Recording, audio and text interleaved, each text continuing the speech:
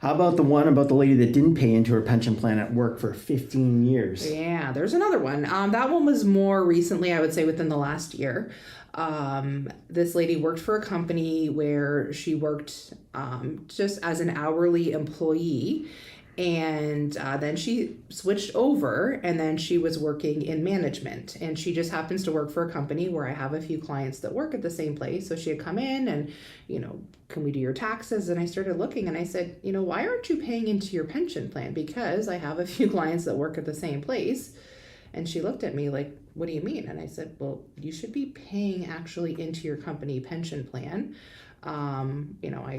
I have a monitor in my office. I unplugged, where she could see the screen. I pulled up somebody else's taxes and I said, well, I know somebody that works at the same company as you, similar type of job, and they have a pension adjustment, meaning they have money coming off of their check for over $5,000 a year. So upon further investigation, this lady went to her company and found out that, yes, she missed out on enrolling into the pension plan. So she was as an employee under one pension plan. When she switched over to management, she would have been in a new pension plan. So we don't know if it's HR or what exactly happened, but this woman just made the assumption that she was still in a pension plan. You want to know what happened? The employer went back 1 year, made her she could pay into it, and they accepted the 1 year. She burnt on the 14 years before that. God. Yes. Horrific. So if you're watching this video and you've worked for a company where maybe you were an hourly employee and your role has changed and you're in management, yes. Two different lines that you can look at on your T4 slip. So if you get a T4 slip, you're an employee somewhere, again, whether you're management or whether you're hourly or salary, however your setup is. There's two boxes. There's box 20 you want to look at and also box 52. Those are indications that you have some sort of pension going on with the company. So that's a really easy one that will take you 30 seconds. Pull out your old tax return, pull up your T4. And if you're thinking you should have some money being contributed, that would be a great place to start. Or perhaps if you have, say, a group RSP, do you get an actual RSP slip? So again, box 20 or box 52 of your T4, or if you don't have a separate RSP contribution slip, you might want to do some digging, because let me tell you, that was pretty sad. Talking to that woman that, losing out on 14 years of paying into a company plan. And somebody probably dropped the ball at some point. And who knows if the HR person at the time was even there. But anyway, this happened about a year ago. So this woman did some investigating, and she's definitely out a sizable amount of money. I think it's so important to pay attention to what you're signing on for and what the pension plans are and the group plans when you join a company. Because I remember back a long time ago when I worked at the casino, it was basically just all these forms that they put in front of me. And I think I was like maybe 21 or 22 and I had no idea. So this is kind of like signing. Yeah. And in a long time after I'd left the casino, I'd been gone maybe 7 or 8 years. I had gone to do some financial planning work, and they brought up this Lyra thing that I had with the casino. And I'm like, I don't know what that is. What is it? And they're like, it looks like you signed up for some group benefit plan at some point while you were employed. I'm like, yeah, but that was like almost 10 years ago. And they're like, well, it's still in effect, type thing. So I had no idea. And of course, when you're in your early 20s and you're just starting out, I think people just don't know what to look for or the questions to ask. Absolutely. One of the future blunders we're going to talk about is actually an employee that worked at Caesars. So stay tuned for that. But I just one more thing to wrap up about that lady that I spoke to. The positive is that we do taxes for clients. So don't get me wrong. It's extremely unfortunate that this lady missed out on how many years. But at least we found the problem now. And she's still going to work a few more years, and she can at least get some money in there. Can you imagine this woman, comes to see me 6 months before she's ready to retire, or another financial planner thinks she's entitled to all this money and realizes, I can't retire.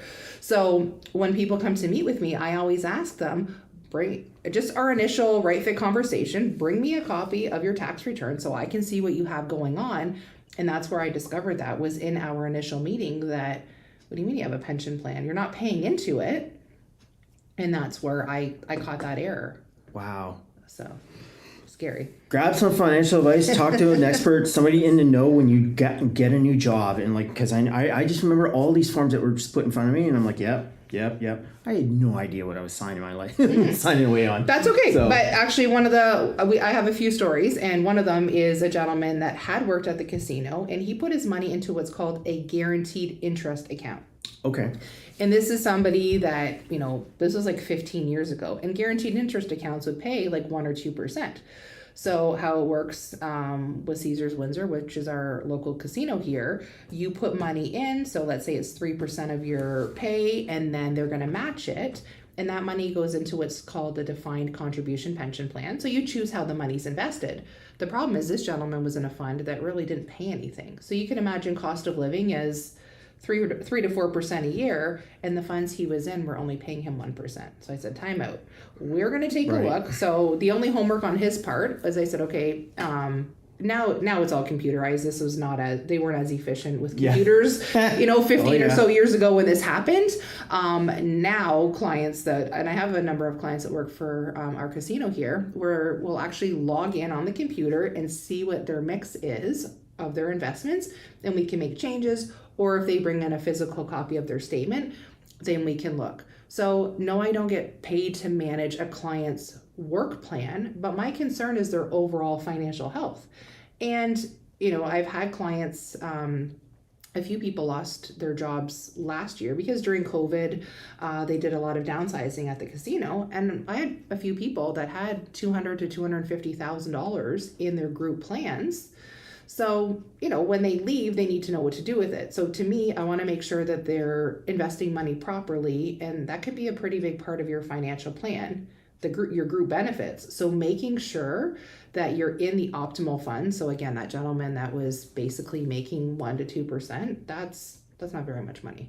Not at all. Yeah. So if you're watching this and you have a financial professional in your life, have they reviewed your work plan? Have they given you advice? Are they making sure that you're in the right plan? Because a lot of these companies with a group plan, you have somebody in Toronto that's managing the funds, but you don't ever see them. So you have no idea. And if that's not your forte, if that's not what you do every day, then you have no idea what's going on.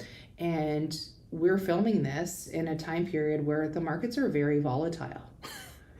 Tariffs on, tariffs off. Yes. Tariffs on, yes. Tariffs off. Yes. So, we're filming this we're beginning of May 2025. The markets have been pretty crazy. So if you're considering retiring in the next couple of years and you still have a fairly aggressive portfolio, having a conversation with your group benefits administrator or with your own financial advisor, or if you don't have anyone, give us a call and we'll help you figure that out, because you don't want to find out that your portfolio has gone down 20 or 30%. That could affect when you can retire. It's so imperative to talk to somebody in the know, especially in this market with the volatility in investments, stock markets, everything's going up, down, almost on a daily basis, it seems like.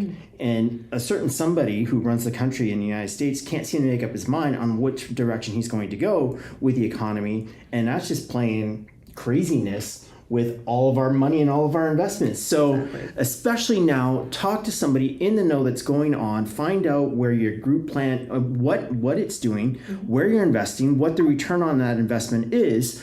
It's so important.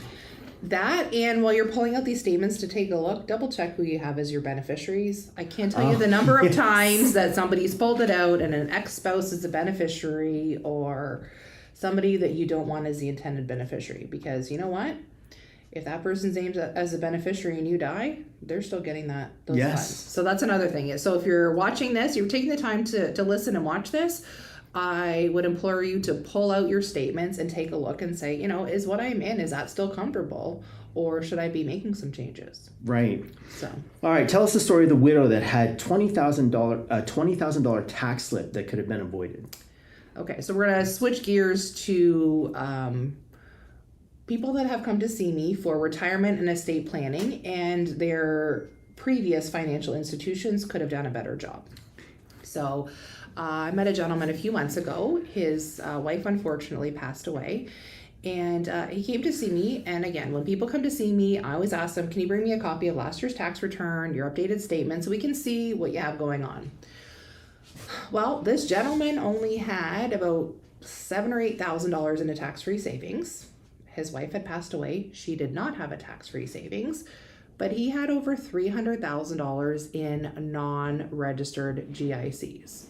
So he had over a $20,000 T5 slip from his bank that he had to claim interest income on, which that shouldn't have been the case. So when his wife had passed away, she would have had $95,000 of TFSA contribution room. That should have been maxed out. He should have had $95,000. That should have been maxed out. And, you know, they should have had maybe $100,000 in a non-registered GIC. And that would have made the tax slip much less than $20,000. But again, it's you don't know what you don't know. Right? However, they deal with a large bank, one of the big 5 banks in Canada.